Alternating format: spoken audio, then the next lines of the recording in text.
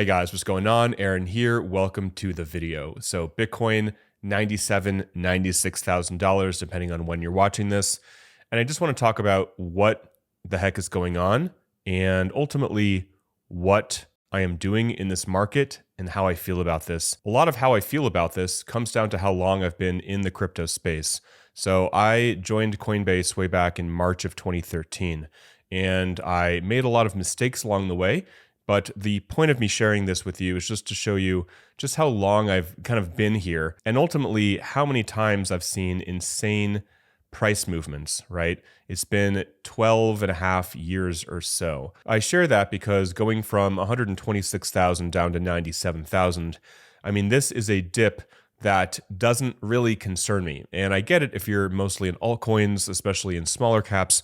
They've been hit hard, right? No getting around that fact. But what I want to do in this video is go over a couple things that I think are going to happen over the next couple months and ultimately into 2026 that will be good for crypto.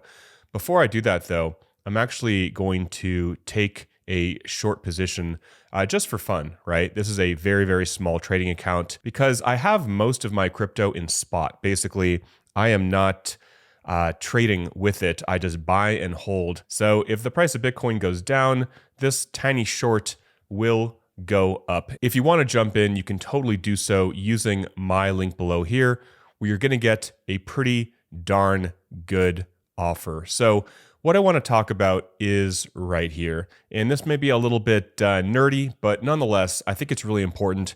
And it's going to show why I'm not terribly freaked out or actually freaked out at all, right? And again, a lot of it just goes back to how long I've been in the space and I've seen insane price moves and I'm just used to it at this point, right? I'm really just not affected that much anymore. So what's going to happen pretty soon? Well, the government already reopened in the US and we have this account called the Treasury General Account. This is going to begin spending. This is basically the government's checking account at the Federal Reserve.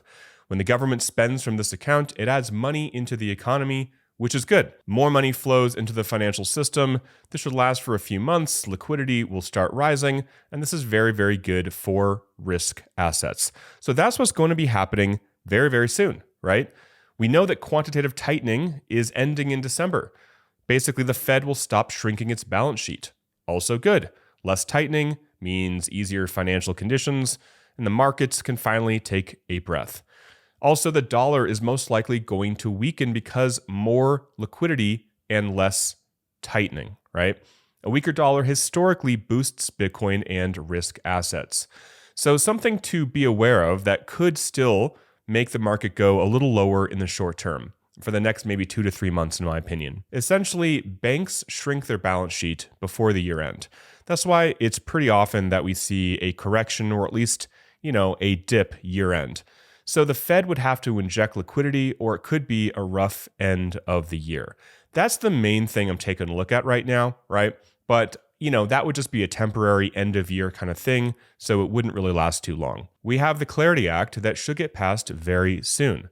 This will bring more certainty into the crypto space, less risk for institutions, and ultimately more adoption. Next, we got the 2026 midterms next year. So most likely we will see government stimulus before the 2026 midterms because it's going to help them get their people elected.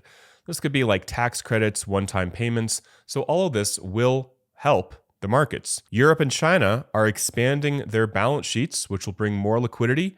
And we know that Bitcoin and tech typically rise the fastest when there is more liquidity. So one of the big changes that has affected this market is the odds for rate cuts. So 2 weeks ago, we were at around a 90% chance of a rate cut in December.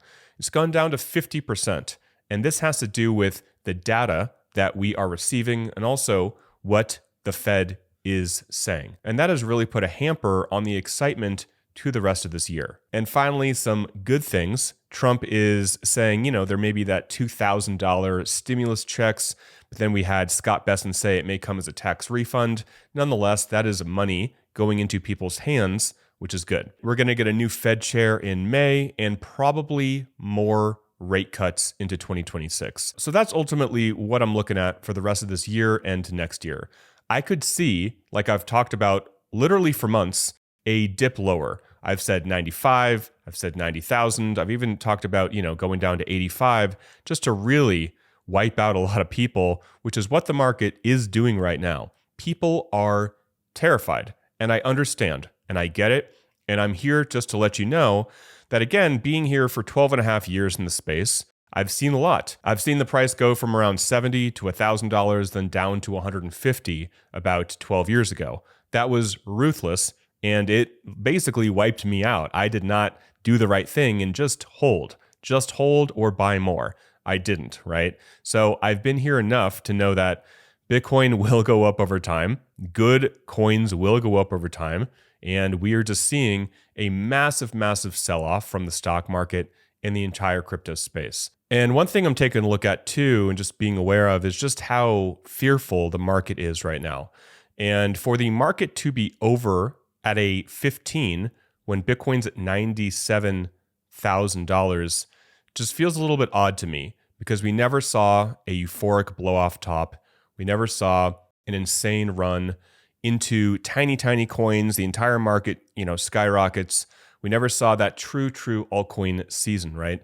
And to not have that insane blow off top euphoria and have the market be over seems a little bit odd to me. But nonetheless, this is where we are. And I'll keep you guys posted here as well with this and future trades. And if you want to get access to this, you can totally do so using the link below for that. So ultimately, the market is going to do what the market is going to do. Nobody has a say over that except maybe the Fed, right? At the end of the day. Or if Trump decides to post something that will move the market. But myself, nobody has any say over that. Our only options really are to wait it out. If you have more dry powder and you want to buy at lower prices to lower your average cost, you can do so. And then at the end of the day, you need to have that confidence that things will go back up and everything will be fine. And that's what I feel. That's what I feel being here for a very, very long time and having seen multiple 40, 50, 60% swings, going down 80% multiple times. I'm very, very familiar with this kind of price action, even though I don't love it, right? I'm not like a masochist, right? I don't love this, and I don't love pain. I don't love my account going down, but ultimately I believe that things will go back up.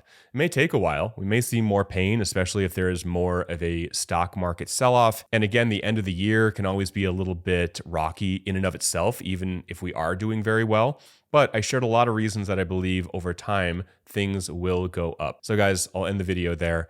Feel free to leave your comments in the comment section if you would like, and you can be annoyed, upset, or you can share what you are doing in this market in a positive way. Share whatever you want. I'll leave the comments open, guys. Hope you are well. Hope you're doing okay. And I'll see you in the next video. Till next time, talk with you soon, and bye for now.